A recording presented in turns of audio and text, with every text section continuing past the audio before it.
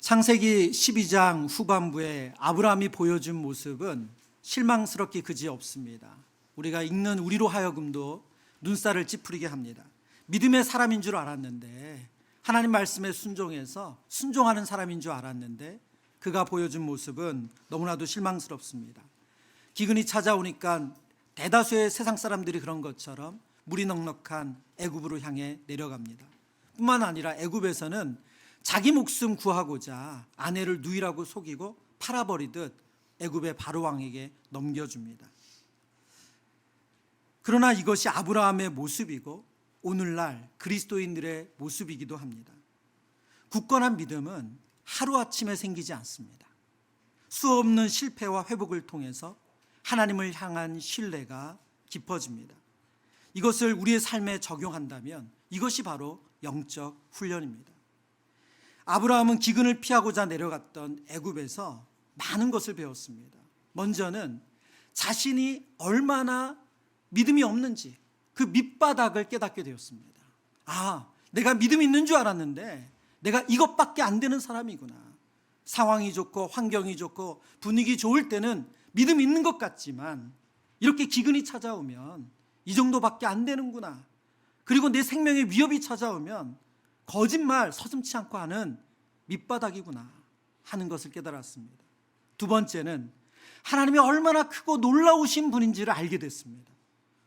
하나님이 그를 얼마나 긍휼히 여기시고 사랑하시는지를 깨닫게 됐습니다. 그런 창세기 12장에 나타난 아브라함의 모습은 그 자신과 또 하나님이 누구신지를 알아가는 시간입니다.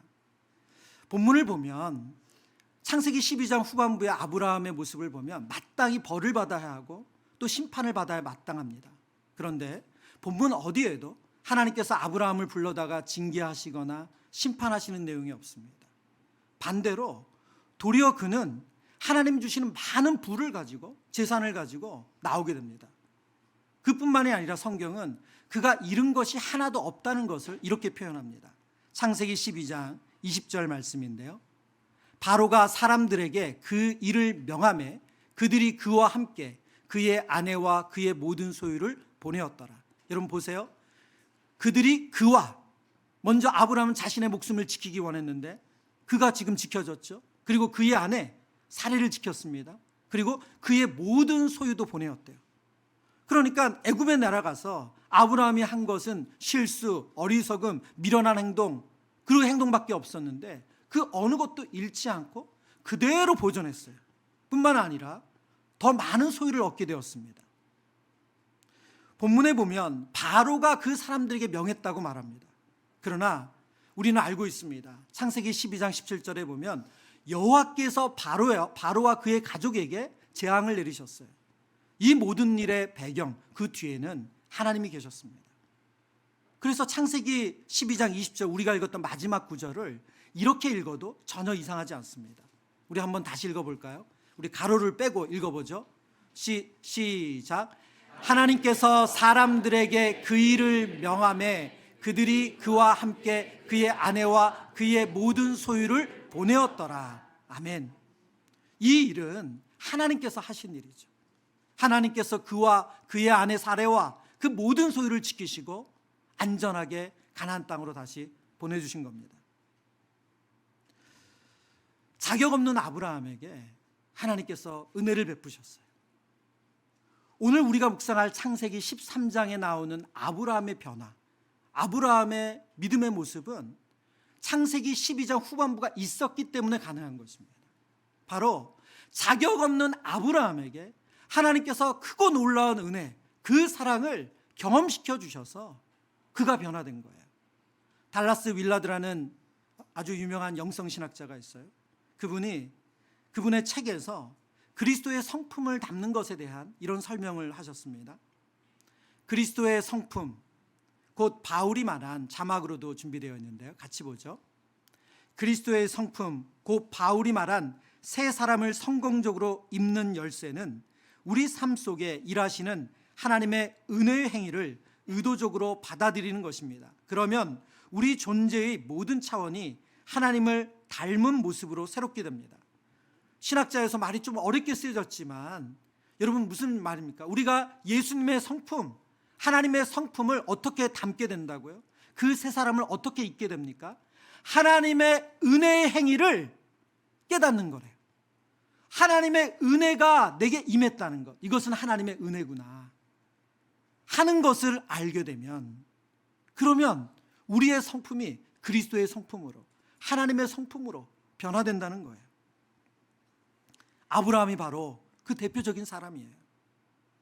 창세기 13장에 믿음도 없고 그 다음에 인격까지도 바닥이었던 아브라함이 하나님의 은혜를 경험한 이후에 어떤 모습으로 변화되었는가, 이것이 저와 여러분에게도 소망이 되는 줄 믿습니다. 우리 아브라함의 변화를 말씀을 통해 보기를 원합니다. 첫 번째는 하나님을 전심으로 사랑하는 삶으로 바뀝니다. 본문 3절과 4절인데요. 3절, 그가 네게부에서 길을 떠나 베델의 이름에 베델과 아이 사이 곧 전에 장막 쳤던 곳에 이르니, 4절 같이 읽습니다. 그가 처음으로 제단을 쌓은 곳이라.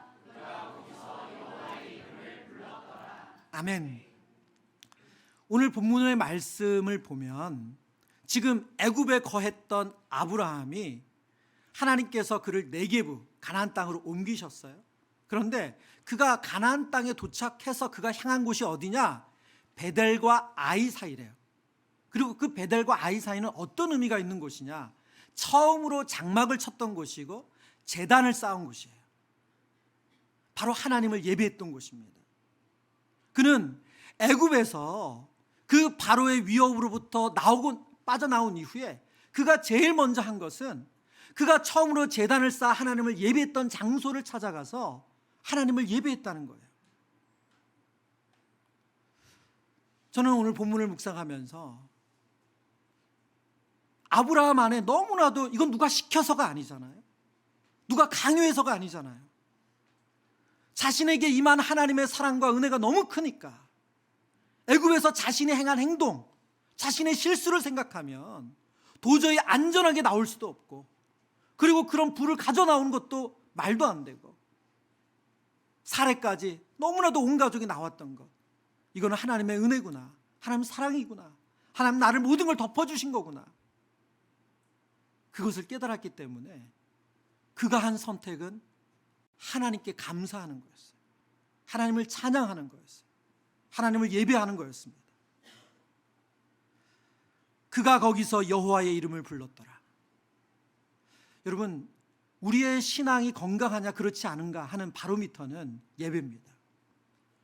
우리가 예배를 어떤 마음으로 준비하고 어떤 태도로 드리는가, 예배에 전심을 다하는가, 예배를 준비하는가, 예배를 드리면서 하나님 주께서 말씀하여 주세요, 제가 순종하겠습니다, 그런 태도로 예배를 드리는가, 이것이 우리의 신앙의 건강성이에요.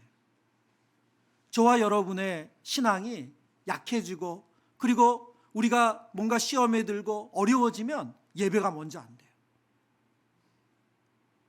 하나님 앞에 전심으로 예배하는 것이 안 돼요. 오늘 아브라함을 통해서 하나님 그걸 보여주겠어요. 하나님의 은혜를 받으면, 하나님의 은혜를 깨달으면, 사랑을 깨달으면 먼저 예배가 회복된다는 거예요. 전심을 향한 예배. 그가 거기서 여호와의 이름을 불렀더라. 우리 사랑하는 모든 성도님들이 그 삶에 하나님의 은혜를 깨달으면 깨달을수록 예배가 회복되어지는 은혜가 있기를 축원합니다. 아브라함의 이러한 모습은 오늘 본문 시작에만 있지가 않습니다. 오늘 본문의 내용에 보면 아브라함에게 또 다른 어려움이 오잖아요. 가족 간의 분쟁이 생겨서 다툽니다. 여러분, 이 땅의 거의 대부분의 고통은 사실 관계에서 와요. 관계에서 와요. 우리의 가장 큰 고통은 물론 물질적인 어려움, 건강의 어려움, 다른 것들도 우리를 고통스럽게 힘들게 하지만 너무너무 우리를 잠 못 이루게 하고, 우리를 정말 뭘 먹어도 맛도 느껴지지 않고 행복하지 않게 하는 것은 관계 어려움이에요. 창세기 13장에 아브라함에게는 이 관계의 어려움, 너무나도 믿었던 조카 롯과 싸우는 내용이 나와요. 그런데 그 마지막에 아브라함이 어떤 모습을 보이냐면 18절입니다. 이에 아브라함이 장막을 옮겨 헤브론에 있는 마물의 상수리 수풀에 이르러 거주하며 거기서 여호와를 위하여 뭘 했습니까? 제단을 쌓았어요. 조카 롯과 헤어진 이후에, 우리가 뒤에서 살피겠지만 조카 롯과 아름답게 이별한 이후에, 그 갈등을 풀고 난 이후에, 그 헛헛한 마음, 그 친족을 멀리 떠나보낸 이후에 아브라함이 한 것은 술 마시면서 한탄한 게 아니에요. 하나님을 예배했대요. 여러분, 우리가 하나님의 은혜를 깨달으면 깨달을수록 우리의 삶에 살아나고 회복되는 것이 예배라는 거예요. 창세기 18장, 오늘 본문의 창세기 13장에 나오는 18절에 나오는 헤브론 마물의 상수리 숲을, 이곳은 이후에도 계속 등장합니다. 창세기 18장에 보면 아브라함은 이곳에서 장막을 치고 있다가 하나님이 보내신 천사들을 만나요. 그리고 그 천사들을 통해서 이삭이 태어날 거라는 수태고지를 듣게 되죠. 그리고 소돔과 고모라 성이 하나님의 심판을 받아 멸망할 거라는 그런 안타까운 소식도 듣게 됩니다. 그곳이 바로 이 마물의 상수리 숲이에요. 그곳이었어요. 하나님의 특별한 임재를 경험하고 하나님을 예배했던 장소, 그곳이 이곳입니다. 사도행전을 보면 오순절 성령 강림으로 세워진 예루살렘 교회, 성령 충만한 교회 특징을 이렇게 설명하거든요. 사도행전 2장 46절입니다. 같이 읽어보겠습니다.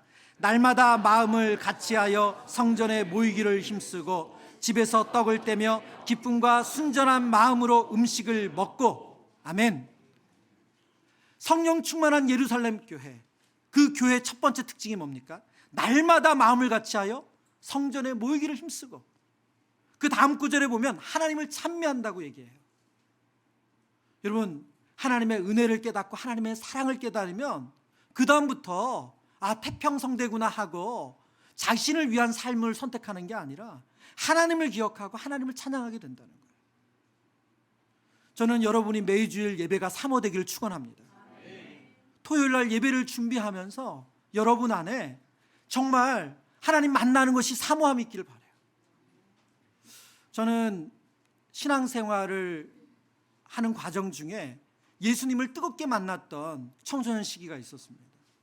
지금 생각하면 이해가 안 되는 일들이 있어요. 그게 뭐냐면, 제가 전에도 한번 설교 시간에 말씀드린 적이 있는데, 제가 그때 예배에 대해서 교회에서 배우고 너무너무 은혜를 받으니까 우리 예배 때 준비된 모습으로, 깨끗한 모습으로 와야 된다 그래서 제가 예배 가기 전에 습관이 있었어요. 목욕탕 들리는 거, 구룡탕.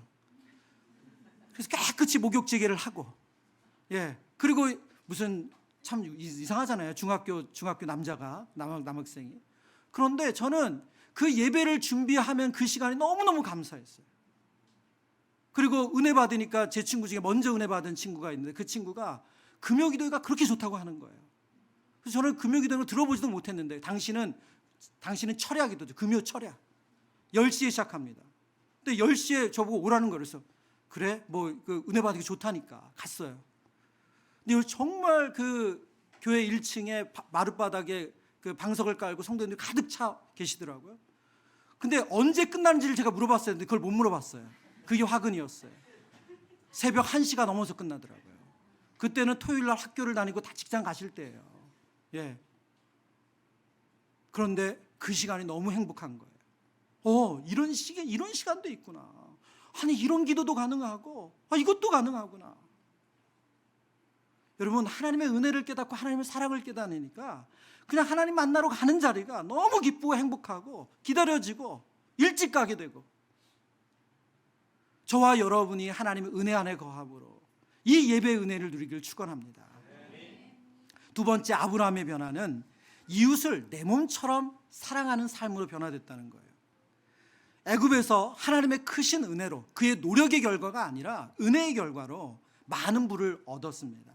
본문 2절에 보면 아브라함에게 가축과 은과 금이 풍부하였다고 말해요. 얼마나 그것이 풍부했는지 같이 데리고 있던 롯에게도 그 많은 재산이 흘러갔던 것 같아요. 그래서 오늘 본문 5절 6절 말씀을 보겠습니다. 5절 6절. 아브라함의 일행 롯도 양과 소와 장막이 있으므로 6절입니다. 같이 읽습니다. 그 땅이 그들이 동거하게 넉넉하지 못하였으니 이는 그들의 소유가 많아서 동거할 수 없었음이니라. 아멘. 지금 너무 기쁜 일이잖아요. 여러분, 지금 아브라함이 하나님께서 갈 바도 알지 못하지만 내가 지시할 땅으로 가라 순종해서 본 땅과 그 다음에 아버지의 집과 그 모든 것을 떠나서 왔어요. 떠나올 때 사레와 그리고 자식이 없으니까 조카 롯을 대동하고 온 거죠. 그건 뭐 대단한 부족이 아니잖아요. 너무나도 작은 일개 가족이에요.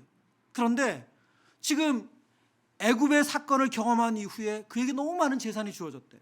얼마나 많았냐면 그들이 가나안 사람들이 있는 땅이 있었고, 보면 가나안 사람과 브리스 사람이 그 땅에 있었잖아요.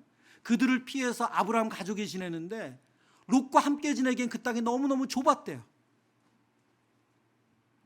여러분, 우리가 그 다음으로 넘어가기 전에 우리는 이 많은 재산을 해서 다퉜다는 걸 알고 있잖아요. 그래도 우리는 성경 본문을 읽으면서 이런 생각이 들어요. 그래도 나도 한번 이렇게 많았으면 좋겠다. 예, 앞서 말한 것처럼 인간의 가장 큰 고통은 관계의 고통입니다. 이제 이 많은 부가 가져온 그들의 시험이 있습니다. 7절과 8절입니다. 7절, 8절. 그러므로 아브라함의 가축의 목자와 롯의 가축의 목자가 어떻게 했다고요? 서로 다투고 또 가나안 사람과 브리스 사람도 그 땅에 거주하였는지라. 아브라함이 롯에게 이르되 우리는 한 친족이라 나나 너나 내 목자라 내 목자나 어떻게 하지 말자고요? 서로 다투게 하지 말자. 오늘 본문에 쓰인 다투다라는 이 단어가 히브리어로 무라야라는 단어예요. 근데 이 단어가 오늘 본문에서는 다투다라는 단어로 쓰였지만 민수기 27장에서는 반란을 일으키다 그런 단어로 쓰였어요. 그러니까 이 단어는 그냥 서로 의견이 충돌하고 얼굴 붉히고 소리 지르고 이 정도가 아니라는 거예요. 군대와 군대가 부딪히듯이 정권을 탈환하는 것처럼 그런 심각한 충돌이 일어났다는 거예요. 이 위기에 아브라함이 어떤 모습을 취할까요? 창세기 12장 후반부에 아브라함이라 생각한다면 그가 위협을 받고 불안해지면 누굴 먼저 생각해요? 자기밖에 생각 못해요. 그래서 아내가 이 얘기를 들으면 어떤 고통을 받을지, 어떤 상처를 받을지 그거 생각하지 못하고 나를 위해서 누이라고 하자. 이런 몰지각한 사람이 아브라함이에요. 그런데 오늘 본문의 아브라함은 이렇게 말합니다. 9절입니다. 내 앞에 온 땅이 있지 아니하냐. 나를 떠나가라. 내가 좌하면 나는 우하고 내가 우하면 나는 좌하리라. 내가 좌하면 나는 우하고 내가 우하면 나는 좌하리라. 지금 아브라함이 조카에게 양보를 하는 거예요. 여러분, 지금도 우리나라 문화 그리고 우리나라뿐만 아니라 여러 나라가 그렇지만 가부장적인 그런 문화 안에서는 어른이 먼저 선택권을 가져요. 예. 당시 이 고대 사회는 말할 것도 없습니다. 뿐만 아니라 롯은 이 아브라함이 거두지 않았다면 그가 홀로 하란에 지낼 수밖에 없는 사람이었어요. 그리고 이 많은 부도 엄밀하게 말하면 롯이 애써서 얻은 게 아니라 다 아브라함이 얻은 것이 흘러간 거예요. 그런데 지금 너무나도 배은망덕한 거 아닙니까? 여러분, 롯의 목자와 아브라함의 목자가 다퉜다는 얘기는 지금 아브라함과 롯이 다퉜다는 얘기는 똑같은 거예요. 목자들이 와서 보고하지 않았겠어요? 롯의 목자가 말하자면 지금으로 표현하면 사장님, 아니 자꾸 큰 사장님의 종업원들이 우리 보고 들어오지 못하게 해요. 자꾸 우리 같이 쓰면 좋은데 못 들어오게 하네요. 그 이야기를 들으면 조카 롯이 아유 삼촌이 하자는 대로 해. 거긴 들어가지 마. 건들지도 마. 어르신이 먼저 해야지. 이런 태도를 취한 게 아니라 그래? 한번 붙어보자 그래. 아니 삼촌만 고생했나? 나도 고생했지. 지금 이런 형국이 벌어진 거죠. 얼마나 배은망덕한 일이에요. 그런데 아브라함이 이 상황을 뻔히 알지만 아브라함이 어떤 태도를 취합니까? 내가 좌하면 나는 우하고 내가 우하면 내가 좌하리라. 네가 먼저 결정해. 우리 다툴 일 없다. 그냥 너 편한 대로 해라. 그리고 나서 내가 결정할게. 여러분, 아브라함의 이런 모습이 어떻게 가능했습니까? 바로 직전의 아브라함의 모습을 보면 전혀 그런 모습을 볼 수가 없어요. 앞서 달라스 윌라드의 글처럼 하나님의 은혜의 행위를 우리가 의도적으로 받아들이게 되면, 하나님의 은혜라는 것을 깨닫게 되면 그리스도의 성품, 하나님의 성품을 담게 되어 있습니다. 아브라함의 모습이 꼭 하나님의 모습 같아요. 자격이 없는 그에게 하나님께서 그를 용서해 주시고 그에게 더 많은 부를 주시고 긍휼히 여겨주신 것처럼 자격이 없는 롯에게 아브라함이 하나님처럼 그를 대합니다. 이것이 바로 주님께서 우리에게 바라시는 모습이 아닐까요? 류흥열 목사님이 그분의 책에서 오늘 본문을 설명하면서 이런 설명을 하셨어요. 아브라함의 양보는 하나님에 대한 절대적인 신뢰에서 비롯된 것입니다. 땅 위에서 누리는 것은 잠시 지나갈 뿐이기에 그는 자신에게 주어진 하나님의 영원한 약속을 바라보았습니다. 아브라함의 행동에서 하나님 앞에서 변화된 사람, 하나님을 진정한 기업으로 삼고 살아가는 신앙인의 여유와 배려가 보입니다. 하나님에 대한 절대적인 신뢰가 생기니까 뭐가 생겼다고요? 여유와 배려가 생겼대요. 예. 아브라함이 영어로 말하면 롯에게 뭐라고 한 거예요? After you. 예, 우리 옆에 분에게 한번 해보실까요? After you. 예, 예. 예배 끝나고 차 빼실 때 After you. 예, 저 문을 나가실 때 After you. 예, 여유와 배려. 하나님에 대한 절대적인 신뢰에서 하나님이 날 책임지셔. 내가 그렇게 아둥바둥하지 않아도 하나님 내 목숨 챙겨주셔. 아니, 더 좋은 거 준비하셨어. 그 믿음이 After you. 너가 먼저 해. 근데 나이가 뭐가 중요하니? 너가 먼저 해. 그 배려와 여유가 생긴다는 거예요. 근데 안타깝게도 오늘 이 본문에 보면 너무나도 안타까운 사람이 있어요. 바로 조카 롯입니다. 그는 삼촌 아브라함을 따라서 하나님이 약속하신 땅에 왔고, 그리고 하나님이 어떤 은혜를 주시는지, 그리고 애굽에서 삼촌이 너무나도 미련하고 어리석은 선택을 했지만 하나님이 어떻게 긍휼히 여기신지를 다 보았어요. 그런데 그는 그 하나님의 은혜를 본 것이 아니라 눈에 보이는 것을 봤어요. 창세기 13장입니다. 창세기 13장 10절, 우리 새번역 성경 같이 읽어보겠습니다. 롯이 멀리 바라보니 요단 온 들판이 소알에 이르기까지 물이 넉넉한 것이 마치 주의 동산과도 같고 이집트 땅과도 같았다. 아직 주께서 소돔과 고모라를 멸망시키기 전이었다. 아멘. 여러분, 롯은 아브라함과 똑같은 여정, 그 모든 과정을 지켜봤습니다. 그런데 안타깝게도 그는 애굽에서 아브라함은 그를 긍휼히 여기시는 크신 하나님, 그를 위하여 무엇이든 하실 수 있는 전능하신 하나님을 만났는데 롯은 뭘 봤어요? 물이 넉넉한 애굽 땅밖에 못 봤어요. 아, 그 땅 살기 좋더라. 아유, 가나안 땅하고 달라. 그 땅은 물이 넉넉하니까 목축하기 너무 좋더라. 나에게도 그런 땅이 있었으면. 여러분, 오늘 이 자리에 우리 사랑하는 청년들이 함께 했는데요, 저와 여러분에게 주어진 하나님 주시는 귀한 사명이 있다면 1세대가 받은 은혜를 2세대, 3세대에게 우리가 잘 전하는 거예요. 너무나도 안타깝게도 성인이 되면 교회를 떠나는 것이 너무나도 자연스러운 시기가 됐어요. 여러분, 왜 그럴까요? 왜 그럴까요? 저는 본문을 묵상하면서 롯이 지혜로운 사람이라면, 롯이 하나님의 은혜를 깨닫는 사람이라면 롯이 해야 될 선택은 뭐예요? 저 삼촌이 가는 길로 갈 거예요. 여러분, 그게 지혜로운 거 아니에요? 삼촌을 보니까 하나님의 은혜가 임하는 사람이에요. 제가 어디 가겠습니까? 제가 좀 힘들어도 삼촌 옆에 있을게요. 그런데 그게 아니라 물이 넉넉하니, 세상의 기준이잖아요. 애굽의 땅 같았다. 아브라함에게 애굽은 더 이상 좋은 곳이 아니죠. 좋은 땅이 아니죠. 그에게 너무나도 징글징글한 곳이에요.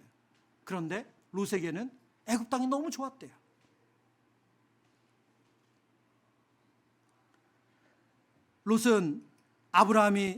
롯이 이렇게 해서 아브라함을 떠납니다. 롯이 떠난 이후에 저는 이 본문에서도 너무나도 하나님의 너무 따뜻한 그 마음을 느껴요. 여러분, 롯은 아브라함에게 있어서 꼭 자녀 같아요. 자녀가 없는 상황에서 그에게는 후사가 없으니까 말하자면 그 모든 것을 이어받을 존재고, 그리고 유일한 혈육이에요. 그런데 갈등이 생겨서 떠나보낼 수밖에 없었어요. 얼마나 그 마음이 헛헛했겠어요. 갈등은 해결됐지만, 다툼은 더 이상 생기지 않았지만 얼마나 마음이 허전했겠어요. 근데 하나님께서 그때 아브라함에게 나타나서 다시 한번 창세기 12장에 주신 약속의 말씀을 확인시켜 주세요. 너는 눈을 들어 너 있는 곳에서 북쪽과 남쪽 그리고 동쪽과 서쪽을 바라보라. 보이는 땅을 내가 너와 내 자손에게 주리니 영원히 이르리라. 영원히 이르리라. 성도의 지혜는 우리가 눈을 들어서 세상의 기준으로 내 좋은 것 찾아다니는 인생이 아닙니다. 성도의 지혜는 하나님이 보여주실 때까지 기다리는 거예요. 그게 지혜인 줄 믿습니다. 세상은 우리에게 제로섬 게임을 하는 것처럼 우리를 압박해요. 그래서 내가 먼저 선택하지 않고 내가 선점하지 않으면 내가 손해본다는 자꾸 그런 마음을 가지게 합니다. 여러분, 그래서 세상에는 영원한 승자가 없어요. 왜요? 계속 뺏고 뺏기니까. 영원한 승자가 없습니다. 그래서 늘 불안하죠. 그러나 하나님의 사람들은 이 세상 가운데서 그 게임을 하지 않아요. 나도 승리하고 너도 승리할 수 있는 그 하나님 주신 여유가 있습니다. 왜 그럴까요? 눈에 보이는 게 전부가 아니기 때문에. 물이 넉넉한 게 전부가 아니기 때문에. 그걸로 사는 것이 아니라 하나님 주시는 것으로 산다는 그 믿음이 우리를 살게 합니다. 말씀을 정리합니다. 아브라함의 변화는 그가 나 이렇게 변해야지, 나 이런 삶을 살아내야지, 그렇게 해서 바뀐 게 아니라는 거예요. 아브라함의 변화는 어디서 왔습니까? 하나님의 은혜의 행위를 받아들임으로 왔어요. 하나님의 은혜를 깨닫는 것으로 왔어요. 지난주에도 그런 말씀 드렸지만 저와 여러분의 삶에 하나님의 은혜와 사랑이 없었다면 누구도 이 자리에 앉아 있을 수가 없습니다. 근데 우리는 자꾸 잊어버려요. 그때는 너무 절박해서 기도하고 응답을 받아서 감사하고 찬양하고 예배했는데 시간이 지나니까 다 잊어버려요. 여러분, 그 하나님의 은혜를 기억하고 깨닫는 거예요. 그것이 우리의 삶에 하나님을 향한 전심을 향한 예배로 바꿔주고 이웃을 향한 사랑으로 변화시켜 주신대요. 말씀을 준비하는 내내 붙잡았던 말씀이 하나 있습니다. 시편 37편 23절 24절의 말씀인데요, 우리 한 번 더 같이 읽어보겠습니다. 여호와께서 사람의 걸음을 정하시고